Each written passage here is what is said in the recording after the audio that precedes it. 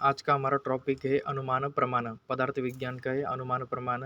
ये बहुत ही important topic है। ये शॉर्ट क्वेश्चन 5 मार्क्स वगैरह इसमें पूछा जाता है। अनुमान प्रमाण की निरुक्ति हम देखें। अनुमान शब्द जो है वो दो शब्दों से मिलकर बनाया गया है, अनु और मान।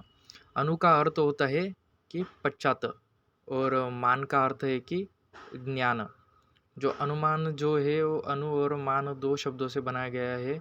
अनु ये है पश्चात और ज्ञान, अर्थात जिसका बाद में ज्ञान हो वह है अनुमान कहते हैं। कोई लिंग को देखकर लिंगी का ज्ञान जिसके द्वारा हम किसी भी जाए तो उसको अनुमान प्रमाण कहते हैं। अगर कोई चीज़ है उसका ज्ञान जो है बाद में हमको ज्ञान होता है उसको हम कहते हैं अनुमान प्रमाण। और दोष रहित ज्ञान जो प्राप्त किया जाता है उसको हम अनुमान प्रमाण कहते हैं। जैसे कि हम दूर कोई पर्वत है और उधर हम धुआं देख रहे हैं तो बोल सकते हैं कि उधर अग्नि होगी। तो उसके अग्नि धुआं है उसकी उपस्थिति में हम बोल सकते हैं कि वहाँ पे आग लगी होगी, तो ये तो धुआं निकल रहा है पर्वत पर। और अनुमान प्रमाण का हम अभी लक्षण देखेंगे। अनुमान खलु तर्को युक्तिपेक्ष, युक्ति की अपेक्षा रखने वाले तर्क का ज्ञान जो है वो है अनुमान है। विशिष्ट चिन्ह को देखकर किसी वस्तु का ज्ञान का हम अनुमान लगा सकते हैं। जैसे कि हमने देखा कि पर्वत पर कोई धूम है तो वहाँ पे अग्नि होगी। ये क्या है कि विशिष्ट कोई चिन्ह को देखकर हम वस्तु का ज्ञान लगा सकते हैं, उसको हम कहते हैं अनुमान प्रमाण, वो है अनुमान।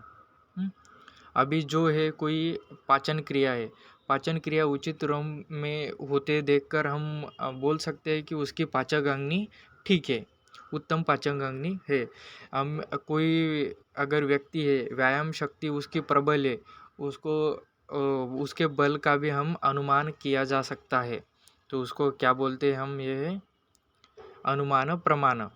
ये हम पाचन शक्ति उसको पाचन क्रिया जो है वो जल्दी से डाइजेस्ट वगैरह करता है उसकी हम बोलेंगे कि उत्तम पाचक अग्नि है।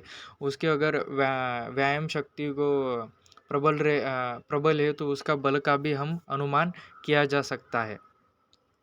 अभी है अनुपश्चाद मीयते ज्ञानमिति अनुमानम, जिसका बाद में ज्ञान होता है उसे अनुमान कहा जाता है। अनुपश्चात, पश्चात यानी कि बाद में जो ज्ञान होता है उसको हम बोलते हैं कि अनुमान।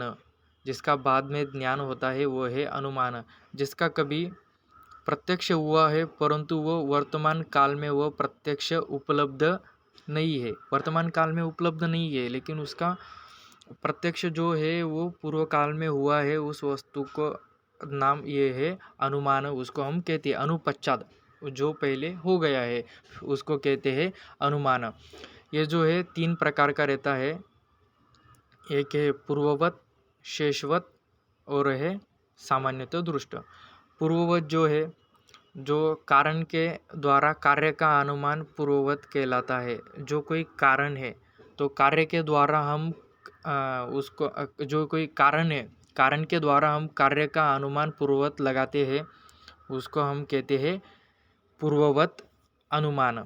जैसे कि हम बादल, आकाश में हम बादल देखते हैं तो उसका अनुमान लगाते हैं कि शायद वर्षा आ सकती है, तो बारिश का हम अनुमान लगाते हैं ना आसमान में बादल देखकर।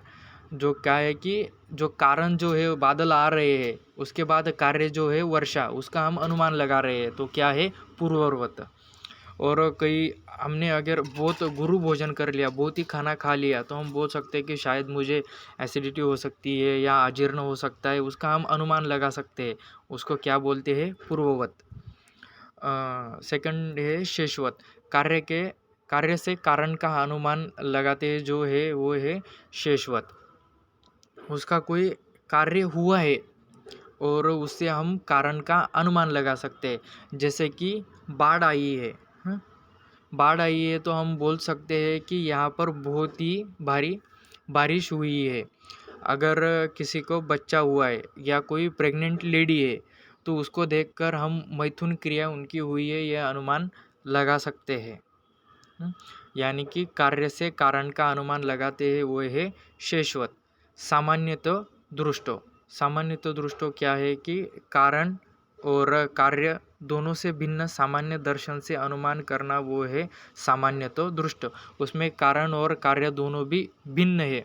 जैसे कि एक स्थान पर पुष्प आम्र को देखकर अन्यथा भी पुष्प और आम्र का अनुमान करना उसको कहते हैं सामान्यतः दृष्ट। अनुमान के और एक टाइप से स्वार्थ अनुमान और परार्थ अनुमान। स्वार्थ अनुमान ये है कि जिस अनुमान से स्वयं अपने लिए ज्ञान की उत्पत्ति होती है उसको स्वार्थ अनुमान हम कहते हैं। जिस अनुमान से स्वयं अपने लिए जो ज्ञान की उत्पत्ति होती है उसको स्वार्थ अनुमान कहते हैं। जैसे कि कोई व्यक्ति किचन में रसोई घर में प्रतिदर धूम को और अग्नि के साथ देखकर यह ज्ञान प्राप्त करता है कि जहाँ धूम होगा वहाँ पर अग्नि रहेगी। किचन में कोई लेडीज़ अगर काम करती है तो उसको अग्नि और धूम उसने देखा रहता है, तो वो क्या है कि जहाँ पर धूम दिखाई देगा वो बोल सकती है वहाँ पर अग्नि हो सकती है। और दूसरा है परार्थ अनुमान। जब कोई व्यक्ति दूसरों को समझाने के लिए ज्ञान देता है वो है परार्थ अनुमान। जब कोई व्यक्ति स्वयं धूम से अग्नि का अनुमान कर दूसरों को समझाने के लिए पंच अवयव अनुमान वाक्य का प्रयोग करता है उसको हम परार्थ अनुमान कहते हैं। हमने अभी देखा अनुमान प्रमाण की निरुक्ति, डेफिनेशन, लक्षण और उसके टाइप्स प्रकार पूर्ववत, शेषवत, सामान्यतः और दूसरे है स्वार्थ अनुमान, परार्थ अनुमान। बाद में हम देखेंगे पंच अवयव वाक्य। Thank you.